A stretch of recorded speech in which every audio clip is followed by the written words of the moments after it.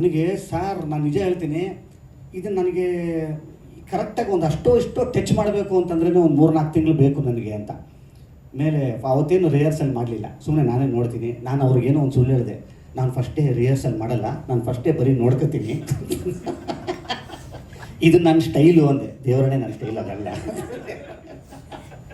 ದೇವರೇ ನನ್ನ ಸ್ಟೈಲ್ ಅಲ್ಲ. ಫಸ್ಟ್ ಅವ್ರನ್ನ ಕಳಿಸ್ಬೇಕಾಗಿತ್ತು ನಾನು. ಇವತ್ತು ಅಕಸ್ಮಾತ್ ಏನಾದ್ರು ನಾನು ಅವತ್ತು ಮೂವ್ಮೆಂಟ್ ಮಾಡಿಬಿಟ್ಟಿದ್ದಿದ್ರೆ ಇವ್ರು ಆ್ಯಕ್ಚುಲಿ ಭಯ ಬಿದ್ದುಬಿಡ್ತಿದ್ರು. ಯಾಕಂದರೆ ಪಾಪ ಸಾರ್ ಇದು ನನ್ನ ಮೊದಲನೇ ಸಾಂಗ್ ಸಾರ್, ಸಖತ್ತಾಗಿ ಮಾಡಬೇಕು ಸಾರ್ ಅಂತ ಎಲ್ಲ ಬರೋನವರು. ಅಯ್ಯೋ ಪಾಪ ಇವ್ರು ಇಷ್ಟೊಂದು ಪ್ರೀತಿ ಇಟ್ಕೊಂಡ್ಬಿಟ್ಟಿದೆ ಇವಮ್ಮ, ನಾನು ಬೇರೆ ಹಿಂಗೆ ಕೆಟ್ಟದಾಗ ಡ್ಯಾನ್ಸ್ ಮಾಡಿಬಿಟ್ರೆ ಪಾಪ ಹೋಯ್ತು ಗುರು ಇದು ಅಂತ ಅಂದ್ಕೊಂಡ್ಬಿಡ್ತಾರೆ ಅಂತ ಅವ್ರನ್ನ ಕಳಿಸ್ದೆ ನಾನು.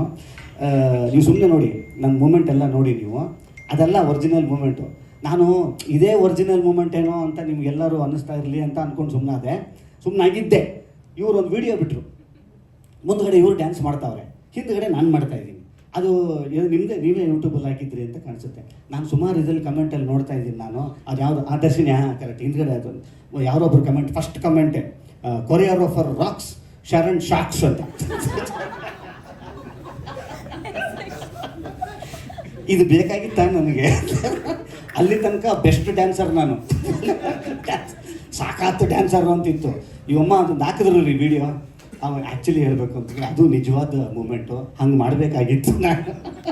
ಶರಣ್ ಶಾಕ್ಸ್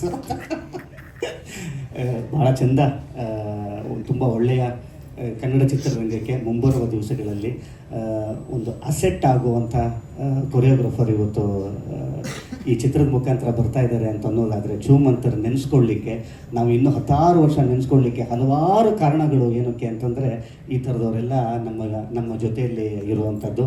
ಆಮೇಲೆ ನಮ್ರತಾ ಅವರು ಭಾಳ ಪ್ರೀತಿಯಿಂದ ಒಂದು ಸ್ಪೆಷಲ್ ಅಪೀರಿಯನ್ಸ್ ಅಂದರೂ ತಪ್ಪಾಗಲ್ಲ. ಅವರು ಪ್ರೀತಿಯಿಂದ ಈ ಸಿನಿಮಾದ ಒಂದು ಬಹಳ ಅಮೂಲ್ಯವಾದಂಥ ಒಂದು ಭಾಗ ಆಗಿದ್ದಾರೆ. ತುಂಬ ಥ್ಯಾಂಕ್ಸ್, ನೀವು ನಮ್ಮ ಜೊತೆಯಲ್ಲಿರುವಂಥದ್ದು. ಈಗ ನಾನು ನಿಮ್ಮನ್ನು ಕಂಗ್ರ್ಯಾಚುಲೇಟ್ ಮಾಡಲ್ಲ, ಯಾಕೆ ಗೊತ್ತಾ, ಈಗ ನಮ್ಮ ಈ ಭಾಗದವ್ರಿಗೆ, ಯಾಕಂದರೆ you are now a part of this film. ನಾನು ಇವಾಗ ಕಂಗ್ರ್ಯಾಚುಲೇಟ್ ಮಾಡಲ್ಲ ನಿಮ್ಮನ್ನು, ನೀವು ನನಗೆ ಕಂಗ್ರ್ಯಾಚುಲೇಟ್ ಮಾಡೋಂಗಿಲ್ಲ.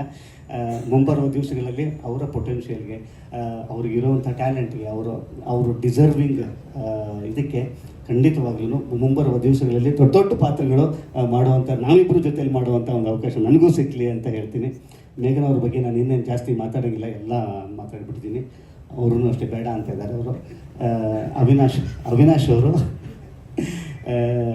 ಖಂಡಿತ ನಾನು ನಿಜಕ್ಕೂ ಹೇಳ್ತೀನಿ, ಅವಿನಾಶ್ ಅವರ ಬತ್ತಳಿಕೆಯಲ್ಲಿ ಎಂತೆಂಥ ಅಸ್ತ್ರಗಳಿದೆ ಅಂತನ್ನೋವಂಥದ್ದು ಒಬ್ಬ ಮ್ಯೂಸಿಕ್ನವನಾಗಿ ನಾನೇ ಕಾಯ್ತಾ ಇದ್ದೀನಿ.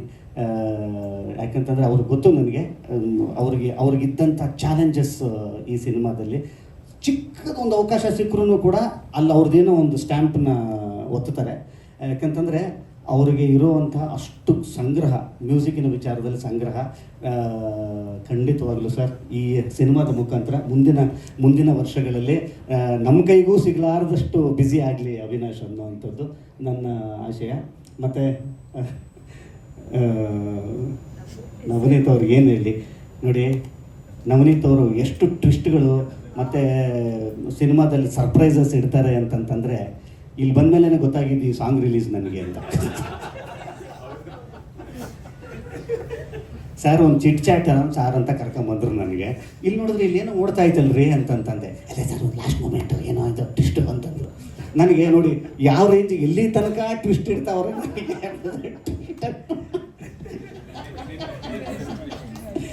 ಗೊತ್ತಿಲ್ಲ ನನಗೆ. ಅವ್ರ ಸ್ಕ್ರಿಪ್ಟಲ್ಲಿ ಮಾತ್ರ ಟ್ವಿಸ್ಟ್ ಅಂದ್ಕೊಂಡೆ. ಭಯಾನಕ ಇದು.